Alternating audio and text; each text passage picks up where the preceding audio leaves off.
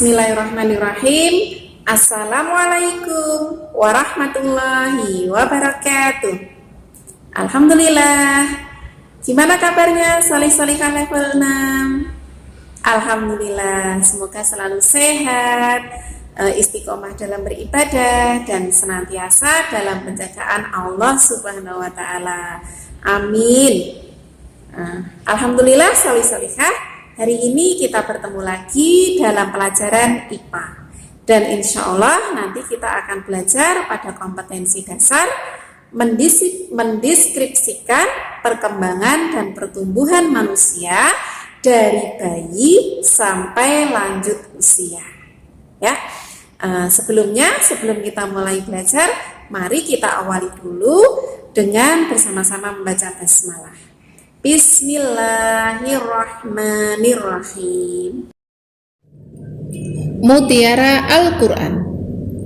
Allah menciptakan kamu dari keadaan lemah, kemudian Dia menjadikan sesudah keadaan lemah itu kekuatan, kemudian Dia menjadikan sesudah kekuatan itu kelemahan dan uban.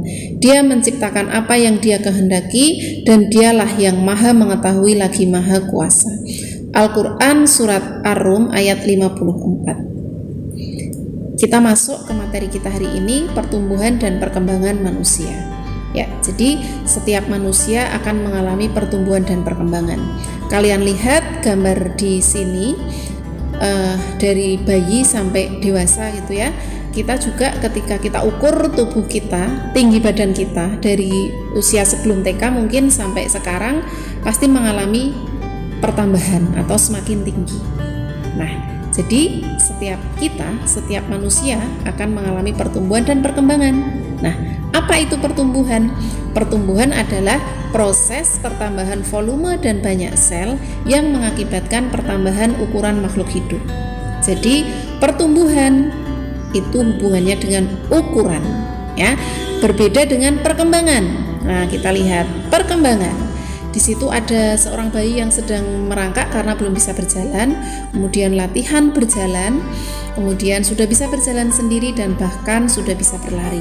Ini perkembangan. Jadi dari sebelumnya yang belum bisa berjalan sampai akhirnya berlari. Jadi perkembangan itu adalah proses berubahnya sel-sel dalam tubuh makhluk hidup untuk membentuk struktur dan memiliki fungsi tertentu. Kalau pertumbuhan hubungannya dengan ukuran, kalau perkembangan hubungannya dengan fungsi, ya. Jadi selain belajar berjalan tadi juga berbicara, ya. Ketika kecil bayi belum bisa berbicara, kemudian satu suku kata, kemudian satu kata dan seterusnya. Nah, ternyata perkembangan dan pertumbuhan itu ada faktor yang mempengaruhi, yaitu yang pertama adalah gen. Gen itu adalah faktor keturunan, jadi faktor yang diwariskan oleh orang tua kepada anak-anaknya. Kemudian hormon itu adalah zat dari kelenjar tubuh yang mengatur kerja organ. Ketika kita kekurangan hormon pertumbuhan, maka pertumbuhan akan terganggu dan akan mengalami kelainan, sehingga tubuh akan kerdil, tidak bisa bertumbuh gitu ya. Kemudian zat gizi dan air, jelas ya. Semakin tercukupi zat gizi dan air, maka pertumbuhan dan perkembangan akan semakin baik. Yang keempat, cahaya matahari. Jelas cahaya matahari adalah sumber vitamin D yang mana sangat berpengaruh kepada pertumbuhan tulang kita. Yang terakhir adalah aktivitas.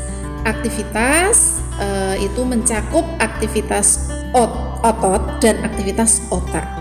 Aktivitas otot itu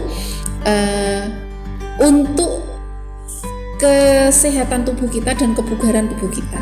Contohnya olahraga.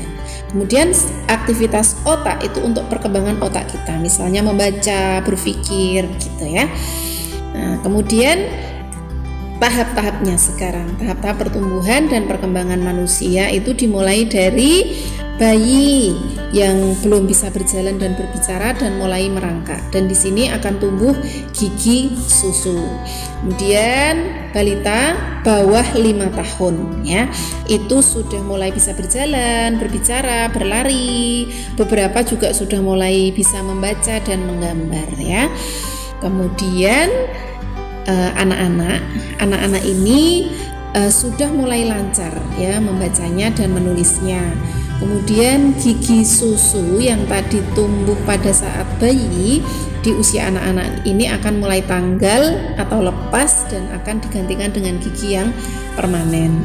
Kemudian usia remaja. Remaja itu sudah bukan anak-anak tetapi belum dewasa. Jadi peralihan. Di sini ada masa pubertas ya. Nanti akan kita bahas tersendiri. Kemudian masa dewasa. Dewasa ini bukan masa pertumbuhan yang terakhir tetapi puncak ya. Puncak pertumbuhan itu ada di masa dewasa. Di sini pertumbuhan tulang dan otot sudah berhenti. Ya, sudah tidak bisa tumbuh tinggi lagi ya. Kemudian proses berpikir semakin matang dan stabil. Kemudian lansia atau lanjut usia. Nah, di sini kemampuan sudah mulai berkurang karena penurunan kerja sel tubuh. Kemudian juga otot sudah mulai melemah, kulit mulai keriput, rambut juga sudah berubah warna ya karena sudah beruban gitu ya. Itu usia lansia. Nah, ini tahap-tahap pertumbuhan dan perkembangan. Kemudian seperti yang sampaikan tadi ada masa pubertas. Di tahap mana tadi? Ya, di tahap masa remaja, usia remaja ya. Dan di sini ada ciri-cirinya. Ada ciri-ciri masa pubertas pada laki-laki maupun perempuan ya. Ciri primernya kalau pada laki-laki adalah mengalami mimpi basah ya. Kemudian ciri sekundernya ini ciri fisik. Yang pertama, suara menjadi lebih berat ya, bisa kalian perhatikan di sekitar kalian atau bahkan mungkin kalian sendiri ya. Kemudian tumbuh rambut di ketiak, kumis dan jenggot. Kemudian jakun sudah mulai terlihat jelas dan membesar. Kemudian bahu melebar dan dada bidang.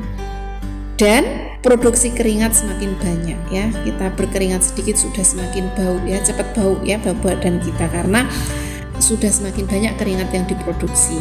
Kemudian beberapa juga akan tumbuh jerawat, tapi tidak semuanya ini ya.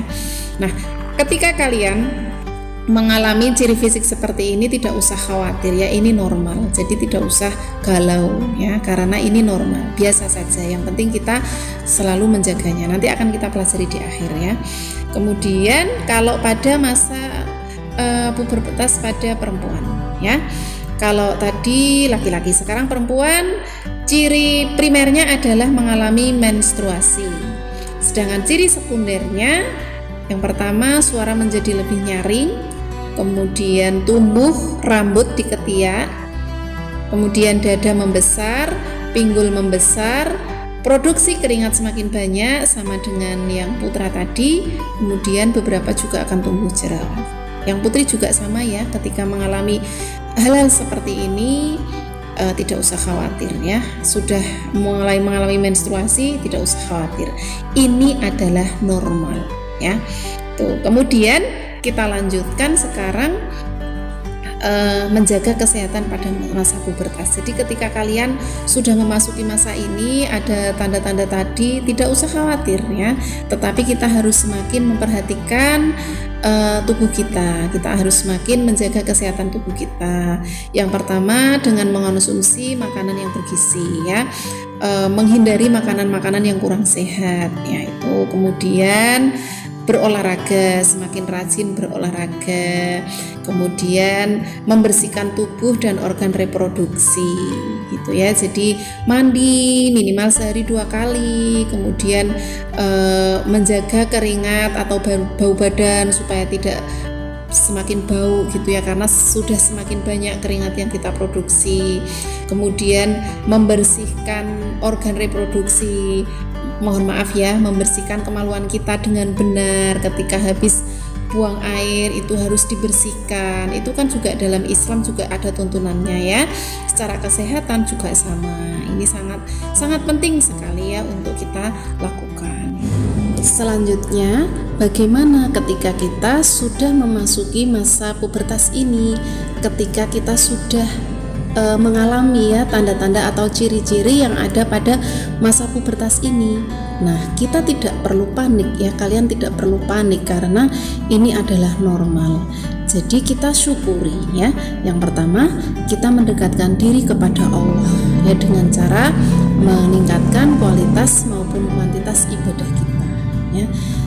Sehingga dengan kita memasuki masa ini kita akan semakin terarah ya, kita akan semakin dekat kepada Allah itu.